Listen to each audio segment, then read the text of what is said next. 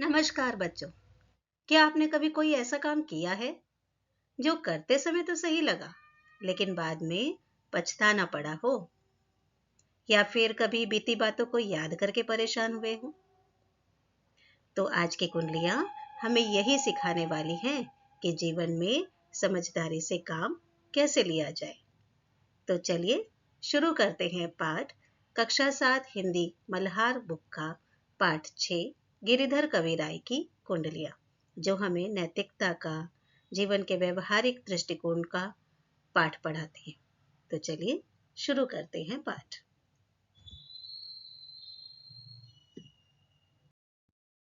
पाठ का एक्सप्लेनेशन जानने से पहले हम शुरू करते हैं कवि का परिचय, जिन्होंने ये कुंडलियां लिखी है। तो ये कवि कौन है? ये कवि है कवि गिरिधर राय। गिरिधर कवि राय जिन्होंने ये कुंडलियां लिखी हैं, और ये रीतिकाल के कवि हैं, और इनकी रचनाएं हमेशा नीतिपरक रचनाएं होती है जो कम शब्दों में गहरी सीख दे जाती है, जो जीवन को व्यवहारिक दृष्टिकोण से देखने को सिखाती है। तो आज इन कुंडलियों के माध्यम से कवि गिरिधर राय की रचनाओं को हम जानेंगे और जीवन की अनूठे संदेश को प्राप्त करेंगे। आज हम क्या सीखने वाले हैं? सबसे पहले हमारा लर्निंग गोल आज का क्या है बच्चों? तो हमारा लर्निंग गोल क्या है? सबसे पहले हम सीखेंगे कुंडलियां क्या होती हैं, फिर उन कुंडलियों के हम भावार्थ जानेंगे, वो कुंडलियों का संदेश भी हम जानेंगे, और अगर हो सके तो हम एक छोटी सी कुंडली बनाना भी सीखेंगे। तो चलिए चलते हैं। पहले जानते हैं कुंडलियां क्या होती हैं। कुंडलियों में 6 लाइनें होती हैं, 6 पंक्तियों की ये कुंडलियां होती हैं, जिनमें पहली जो 2 पंक्ति होती हैं, 1 मिनट बच्चों पेन ले लूं, जिसमें पहली जो 2 पंक्ति होती हैं, वो जो 2 पंक्ति होती है वो दोहे कहलाते हैं, और बाद की जो 4 पंक्तियां होती है वो रोला कहलाती है। और पहली पंक्ति का प्रारंभिक भाग ही अंत में या अंतिम पंक्ति में दोहराया जाता है। दोहा पहली पंक्ति, दूसरी पंक्ति, ये दोनों पंक्तियां मिला के क्या होंगे? दोहा। फिर रोला की पहली पंक्ति, रोला की दूसरी पंक्ति, रोला की तीसरी पंक्ति, और रोला की चौथी पंक्ति, जिसमें पहली पंक्ति का आंशिक पाठ दोहराव होता है। इसलिए पहली और अंतिम पंक्ति में दोहराव बहुत कुछ होता है। कुछ पार्ट जो होता है, कुछ अंश जो होता है, इनका सिमिलर होता है ना? तो अभी आप समझे होंगे बच्चों कि कुंडलियां क्या है। आगे बढ़ते हैं। यहाँ हम देखेंगे कि दोहा और रोला, इनमें क्या समानताएं अगर है तो क्या है, और अगर विभिन्नताएं हैं तो वो क्या है। दोहे में 2 पंक्तियां होती हैं, और रोले में कितनी पंक्तियां होती हैं बच्चों? 4 पंक्तियां होती हैं। आप देख सकते हैं दोहे में 2 पंक्तियां और रोले में 4 पंक्तियां होती हैं। उसके बाद दोनों में निश्चित मात्रा क्रम होता है, यानी जितने भी शब्दों का प्रयोग किया गया है उनमें निश्चित मात्राएं होती है, जो हम गिनती करके देख सकते हैं। यहाँ मैं आपको मात्राओं के बारे में ज्यादा कुछ नहीं बता रही हूँ। पहले आप कुंडलियों से फैमिलियर हो जाए, कुंडलियों का कॉन्सेप्ट समझ ले, फिर अगले क्लास में, अगली कक्षा में हम इसके बारे में बात करेंगे। दोनों ही चीजें, चाहे वो दोहा हो चाहे रोला हो, नीति प्रधान, शिक्षा प्रधान होती हैं। बस दोहे में बहुत कम शब्दों में नीति की बात की जाती है, और रोले में उसका विस्तार किया जाता है। रोला यानी जो रोला की 4 पंक्तियां होती हैं, उसमें उसी नीति का विस्तारात्मक वर्णन होता है। यानी कि दोहा और रोला दोनों मिला के क्या बनती हैं? कुंडलियां बनती हैं। अब आइए देखते हैं पहली कुंडली क्या कहलाती है। तो पहली कुंडली का दोहा भाग क्या है वो हम यहाँ देखेंगे। पहली कुंडली, बिना विचारे जो करे सो पाछे पछताए, काम बिगाड़े आपनो जग में होत हसाए। यहाँ पे गिरिधर कविराय क्या कहना चाह रहे हैं? बिना विचारे जो करे, जो बिना सोचे समझे काम करता है, सो पाछे पछताए, उसे बाद में पछताना ही पड़ता है, उसको बाद में रिग्रेट होना ही होना है, क्योंकि उसने काम कभी सोच के नहीं किया। काम बिगाड़े आपनो, वो अपना काम बिगाड़ता है लेकिन जगत में हंसी का पात्र बनता है। लोग उसकी हंसी उड़ाते हैं, उसके काम करने के ढंग से, उसके सोचने के ढंग से वो अपने आप को लोगों के बीच उपहास का पात्र बना लेता है। अब रोला भाग क्या है? यह है तीसरी और चौथी पंक्ति बच्चों। जग में होत हसाए, चित्त में चैन न पावे, खान पान सन्मान राग, रंग मन ही न भावे। जब जग में हंसाई हो जाती है, जब जग में लोग मजाक उड़ाते हैं, संसार में लोग मजाक उड़ाने लग जाते हैं, हमारा मजाक बनाते हैं, तब चित्त यानी कि जो मन होता है उसे चैन नहीं पड़ता है, उसे कुछ भी अच्छा नहीं लगता है। खान पान सम्मान, न खाना पीना अच्छा लगता है, न किसी द्वारा सम्मान की कोई बात अच्छी लगती है, न कहीं कुछ और, मन कहीं भी नहीं टिकता है, मन को कुछ भी अच्छा नहीं लगता है। और ये अंतिम दो पंक्तियां हैं जो समापन है होती है कुंडलिया की। कह गिरिधर कबीराय, दुख कुछ टरत न टारे, खटकत है जिय माही, कियो जो बिना विचारे। यहाँ गिरिधर कबीरा यही कहना चाहते हैं कि बिना विचार काम करने से दुख बढ़ता है, वह घटता नहीं है, वह अब टाला ही नहीं जा सकता है, क्योंकि काम हमने बिना विचारे कर लिया, सोचा ही समझा नहीं और बस शुरू कर लिया या काम को कर डाला हमने। तो अब उसका जो भी इम्पैक्ट होगा, चाहे किसी का मजाक होगा, चाहे अपशब्द होंगे, सब झेलने पड़ेंगे और वही मन को बहुत तकलीफ देते हैं। तो गिरिधर कबीराय यही बताना चाह रहे हैं कि बिना किए क्या होता है। क्या है सार इस कुंडली का? इस कुंडली का सार यही है कि बिना सोचे किए गया काम बाद में पछतावा देता है। अगर कोई काम हम बिना सोचे समझे कर ले तो उसके बाद हमें पछताना ही है। काम बिगड़ता है और लोग हंसी उड़ाते हैं, काम तो अपना अच्छा होगा ही नहीं, हम नुकसान हमारा हुआ। और एक दूसरा उससे बड़ा नुकसान क्या कि लोग हमारा मजाक उड़ाते हैं, हम हंसी के पात्र हो जाते हैं। और जब ऐसा कुछ हो जाता है, काम भी बिगड़ गया, लोग मजाक भी उड़ा रहे हैं, तो लास्ट में क्या होता है? मन अशांत हो जाता है, मन को शांति नहीं मिलती है। इसलिए इसमें क्या बताया गया है कि पहले अच्छे से सोचो, विचारो और फिर करो। काम करने के लिए तो उम्र पड़ी है, लेकिन आपको पहले उसको सोचना है, विचारना है और फिर उसके अकॉर्डिंग ही काम को करना है ना? कुंडलियां कितनी अच्छी बात समझाई हमें कुंडली ने, ये कितनी बड़ी सीख दे दी, है ना बच्चों? इसलिए कुंडलियां बहुत प्रभावशाली होती है, एक बहुत बड़ा लेसन दे के जाती हैं। अब आते हैं हम कुंडली पे। दूसरी कुंडली का दोहा भाग क्या है, चलिए देखते हैं। दोहा भाग यानी क्या बताया था बच्चों? पहली दो लाइन बिल्कुल सही। बीती ताही बिसारी दे, आगे की सुध लेई, जो बनी आवे सहज में, ताही में चित्त दे। बीती ताही बिसार दे, यानी यहाँ पे गिरिधर कबीराय कहते हैं कि जो बीत गई है, जो हो चुका है, अब उसको भूल जाओ, उसी पे पछतावा करके कोई मतलब नहीं है, उससे हमें दुख ही होगा। आगे की सुध ले, जो बीत चुका है, जो अब हमारे वश में नहीं है, जिसको हम ठीक ही नहीं कर सकते, उसको भूल जाओ और आगे क्या करोगे उसकी सुध लो, उसके बारे में सोचो। जो बनी आवे सहज में, ताही में चित्त दे, और जो तुम्हारे कंट्रोल में है, जो काम तुम कर सकते हो, जो सहज ही तुम्हारी प्रकृति है, उस तरह के काम को तुम करो। ताही में चित्त दे, उसी काम में मन लगाओ जो सहज स्वाभाविक तुम रूप में तुम कर सकते हो, है ना? हमें अपना गोल अपने अकॉर्डिंग, अपनी क्षमता के अकॉर्डिंग डिसाइड करना है। ये ऐसा नहीं कि दूसरों की देखा देखी हमने कोई बड़ा गोल कर लिया, उसमें हमारा इंटरेस्ट ही नहीं है, तो हमको वैसा काम नहीं करना है। रोला भाग क्या है? बीच की दो लाइनें। ताही में चित्त देई, बात जोई बनी जा आवे, दुर्जन हंसे न कोई, चित्त में खता न पावे। ताही में चित्त देई, उसी बात में मन लगाओ, जोई बनी आवे, जो तुम्हें लगेगा कि जो काम बन जाएगा मुझसे, जो काम मुझसे हो पाएगा, जिसके लिए मेरा स्किल है, मैं उसी काम में मन लगाऊं। दुर्जन हंसे न कोई, चित्त में खता न पावे। और जब तुम काम करने में सक्षम होगे तो लोग तुम्हारा मजाक क्यों ही उड़ाएंगे, कोई तुम्हारे ऊपर हंस नहीं पाएगा और तुम्हारा मन भी अशांत नहीं हो। अब अंतिम दो पंक्तियां।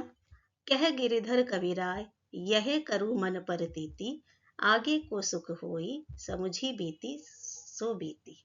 गिरिधर कविराय अंत में इन्हीं दो पंक्तियों से समापन करते हैं कि जो बीत गई सो बात गई, उसको छोड़ के आगे को सोचो, समझो, उसमें मन लगाए तो तुमको सुख उपलब्ध होगा, तुम सुख को पा सकोगे।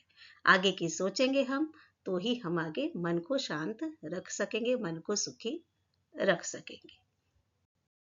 अब इसका सार क्या है? गिरिधर कविराय इन कुंडलियों के माध्यम से हमें ये बताना चाहते हैं कि बीती बातों को भूलना ही चाहिए। बीती बातों को भूलने में ही भलाई होती है। वर्तमान और भविष्य पर ध्यान देना चाहिए। जो हो गया वो तो हो गया, वो अब हम हमारे बदलना हाथ में नहीं है, इसलिए हमें आज पर ध्यान देना चाहिए, हमें आने वाले कल की ओर ध्यान देना चाहिए। समझदारी से काम करने पर मन को शांति मिलती है।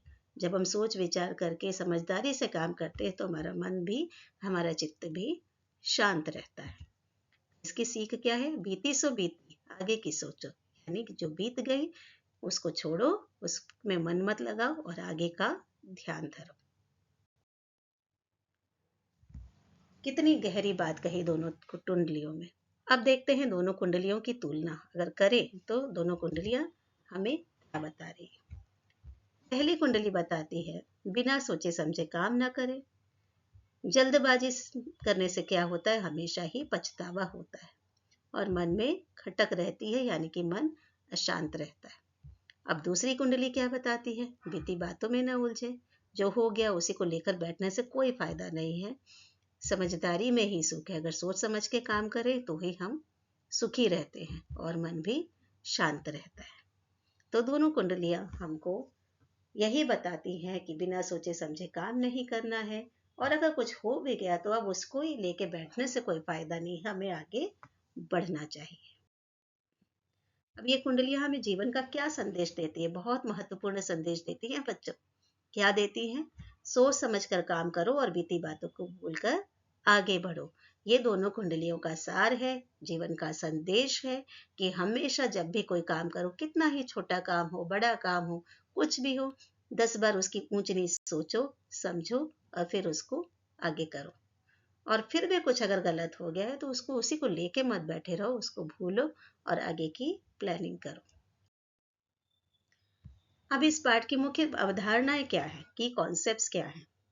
कुंडलियां छंद की रचना संरचना हम जान पाए हैं कि कुंडलियां छंद का निर्माण कैसे होता है, कहाँ पुनरुक्ति का प्रयोग है, कहाँ कहाँ लाइनें रिपीट होती हैं या चरण रिपीट होते हैं, ये हमको इसमें पता चल रहा है। कॉन्सेप्ट क्या और होता है कि ये नीतियां एवं जीवन के मूल्यों को सिखाती हैं। इनकी भाषा कैसी होती है? सरल होती है और लेकिन प्रभावशाली भी होती है, और इनमें हमेशा एक सकारात्मक जीवन दृष्टिकोण छुपा होता है। कुंडलियों में हमेशा एक सकारात्मक, एक पॉजिटिव संदेश, मैसेज होता है जो हमारे जीवन के लिए बहुत ही अनमोल होता है। माइंड मैप क्या है इसका? मानसिक मानचित्र अगर बनाए तो हम क्या कहेंगे, कैसे बनाएंगे? हम क्या देखेंगे? कविराय की कुंडलियों का मुख्य उद्देश्य क्या है? इनकी कुंडलियों का उद्देश्य क्या है? व्यवहारिक ज्ञान और नीति की शिक्षा देना। पहला तो ये है। फिर दूसरा क्या है?